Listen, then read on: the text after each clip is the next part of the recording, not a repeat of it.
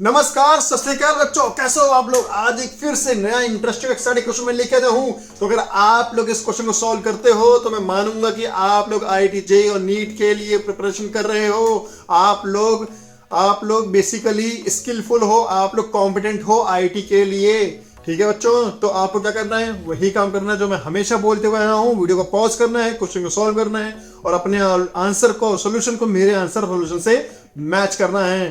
तो ठीक है बच्चों, क्वेश्चन बोलता है find the reading of the spring balance shown in the figure.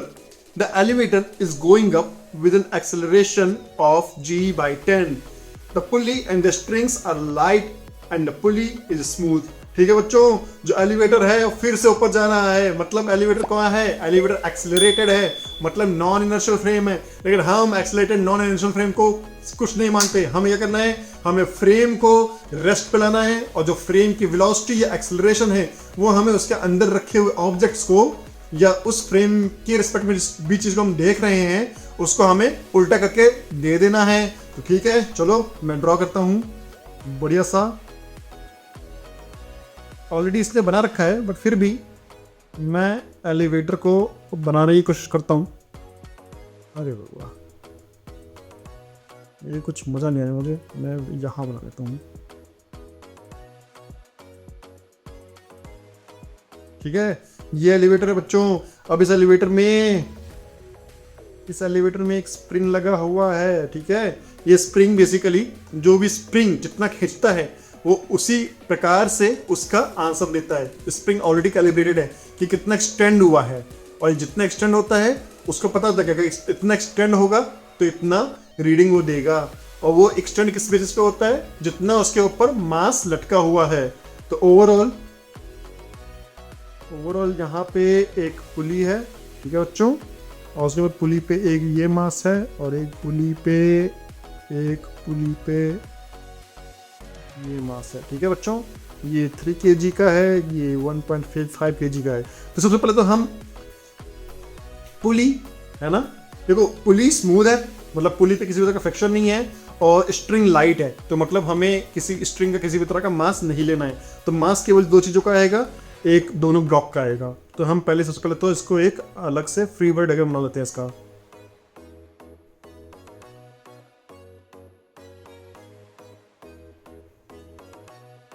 ठीक है, ये 3 है और ये 1.5 है ना। अब इस पे फ्री बॉडी डायग्राम बनाते हैं। इस पे टेंशन टी लग रहा होगा जो कि स्प्रिंग खींच रहा होगा इस पुलिस मास सिस्टम को। ठीक है, टेंशन टी लग रहा होगा और यहाँ पे लग रहा है, मैंने M1 को 3 मान लेता हूँ, तो यहाँ पे M1G मान लेता हूँ मैं, यहाँ पे मैं M2G मान लेता हूँ। ठीक है, क्योंकि मैं डायरेक्टली वैल्यूज को पुट नहीं करता है ना, अदरवाइज कैलकुलेशन टफ हो जाती है। इसलिए मैंने M1 मान लिया और M2 मान लिया। और यहाँ पे और कोई टेंशन है, मतलब और भी मैंने बेसिकली एक सिस्टम माना हुआ है पुली मास सिस्टम को। तो ये जो टेंशन लग रहा है यहाँ पे, ठीक है ना, और जो भी पुली पे और इस पर टेंशन लग रहा है हम उसको इग्नोर करेंगे। ठीक है, क्योंकि ये इंटरनल फोर्सेस हैं। तो ओवरऑल पुली और ब्लॉक पे जो फोर्सेस लग रहे हैं वो केवल M1 और M2G लग रहे हैं। ठीक है, तो ठीक है, अब इससे बनाते हैं। लेकिन इस पे एक और चीज़ है, ये जो G/10 से ऊपर जा रहा है तो हम इसको रेस्ट पे लाएंगे, और जैसे ही रेस्ट पे लाएंगे इसके अंदर और चीज़ों को हम ऊपर देंगे। एक्सेलरेशन की डायरेक्शन चेंज करके हम दे देंगे पूरे अंदर के जो भी सामान रखा हुआ है इसमें। तो इसमें पुली मास सिस्टम रखा तो उसमें हम G/10 ऊपर की तरफ उल्टी डायरेक्शन में दे देंगे। तो ठीक है, तो अब यहाँ पे हम फोर्स लिखते हैं। ठीक है, लेट्स कंसीडर ये हमारा फिर से पुली मास सिस्टम है। तो ये T/10, सॉरी ये तो T है ना, नीचे टेंशन T है, नीचे M1 प्लस M2 G है ना, और यहाँ पे एक फोर्स लग रहा है M1 प्लस M2 G/10। ठीक है, अब इसका बेसिकली हम क्या लिखते हैं, इक्वेशंस ऑफ मोशन लिखते हैं वर्टिकल डायरेक्शन में। सो M1 plus M2 times G/10 plus tension T, ये तो वाई एक्सेस में हो गया, अपर एक्सेस में प्लस वाई में हो गया, और माइनस वाई में m1 प्लस m2। बेसिकली आप इसको ऐसे भी लिख सकते हो अगर आप लोग कन्फ्यूज करेंगे, क्योंकि अगर माइनस वाई एक्सेस में है तो हम इसको माइनस लगा देंगे और m1 plus m2 ji equal to 0, है ना। और हम इसको बेसिकली मैं डायरेक्टली इसको लिख रहा था, राइट साइड ले जाके डायरेक्टली मैं m1 और m2 जी को इक्वेट कर रहा था। तो ठीक है, तो यहां से टेंशन टी निकलेगा बच्चों m1 प्लस m2, ठीक है, g minus g by 10, 9 times g by 10, ठीक है बच्चों। अब यहाँ पे m1 m2, यहाँ पे मैं g की वैल्यू 9 जी को दे नहीं रखी तो 9.8 लेंगे हम।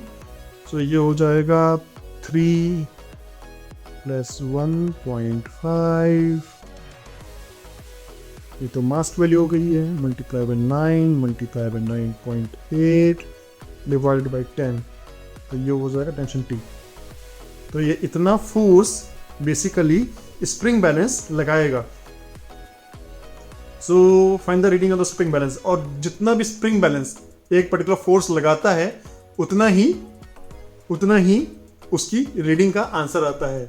हालांकि वो फोर्स नहीं कैलकुलेट करता, उसे ये पता कि इतना फोर्स लगेगा, है ना, इतना फोर्स लगेगा तो मैं इतना एक्सटेंड होगा।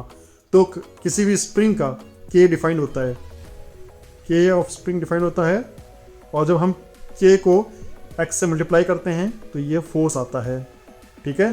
तो ये बेसिकली जो भी रीडिंग होती है वो ये एक्स को मेजर करती है, ठीक है। और इसे पता होता है कौन सा एक्स में कितना एफ लगेगा, और इससे हमें एग्जैक्टली वैल्यू एफ की दे देती है जो भी फोर्सेस ये लगा रही होती है। तो बच्चों जिनका भी ये आंसर आया है वो बच्चे बहुत अच्छा कर रहे हैं, वो बच्चे बहुत ही बेसिकली IIT JEE और नीट के लिए एक्चुअल में प्रिपरेशन है और बहुत ज़्यादा सीरियस है, ठीक है। तो अगर आप भी सीरियस होना चाहते हो, आप भी एक्चुअली में IIT JEE और लाखों रुपए कमाना चाहते हो, ठीक है, चाहे वो डॉक्टर बन के चाहे इंजीनियर बन के, तो आपको बहुत सीरियस होना पड़ेगा अपने इस करियर में। 2 साल बहुत अच्छे से मेहनत करनी पड़ेगी। तो बच्चों ये क्वेश्चन हो गया है। अगर आपको इस वीडियो से हेल्प हुई है तो आप बेसिकली बच्चों वीडियो को लाइक करें, शेयर करें और चैनल को सब्सक्राइब करना बिल्कुल न भूलें। मिलते हैं नेक्स्ट वीडियो में, तब तक के लिए